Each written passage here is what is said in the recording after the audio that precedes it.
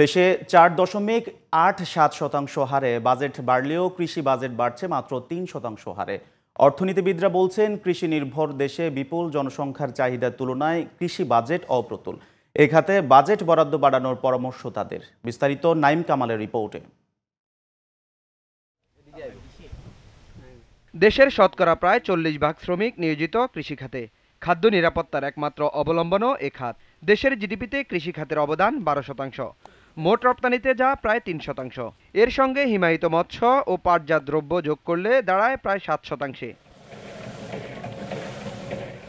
2023-24 অর্থবছরে সংশোধিত বাজেটে কৃষি ভর্তুকি খাতে বরাদ্দ রাখা হয়েছিল 25,644 কোটি টাকা। 2024-25 অর্থবছরে বাজেটে তা কমিয়ে করা হয় 17,261 কোটি টাকা। এমন পরিস্থিতিতে দেশের খাদ্য নিরাপত্তা ও সার্বিক উন্নয়নের জন্য জাতীয় বাজেটে কৃষিকে অগ্রাধিকার দেওয়ার পরামর্শ অর্থনীতিবিদদের। ফুড সিকিউরিটিতে বড় ভূমিকা পালন করছে, কোনো সন্দেহ নাই। 37 থেকে 38% মানুষ ডিরেক্টলি বা ইনডাইরেক্টলি কর্মসংস্থান এখান থেকে পাচ্ছে, কিন্তু এটার যে রিটার্নটা এটা আরও অনেক বেশি হতে পারত, কিন্তু আমরা সেই জায়গাগুলোতে বিনিয়োগ করতে পারিনি এখনো। সরকারি অ্যালোকেশন বা ইভেন প্রাইভেট সেক্টর বিনিয়োগ ওইভাবে আনতে পারি। আমি মনে করি যে একটা বড় এখনো যে জায়গায় আমাদের মনোযোগী হওয়া দরকার সেটা হলো কৃষির তে আমার বরাদ্দ এবং সেই উৎপাদনটাকে যেন আমি রাখতে পারি। শুধুমাত্র চাল ধান এইটার ব্যাপারই না, বরং বড় আকারের সবজি এবং অন্যান্য জায়গায় যেন যদি বাড়াতে পারেন, এই জায়গায় আমাদের মনোযোগী হওয়ার প্রয়োজন রয়েছে।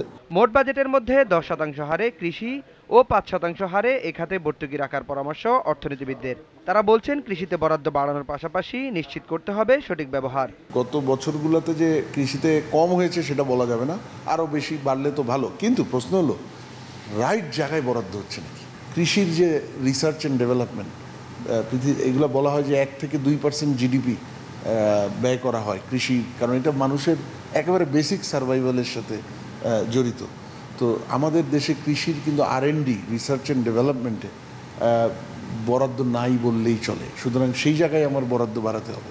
গত 4 বছর এ খাতে গড় প্রবৃদ্ধি হার ছিল বার্ষিক 3.2%।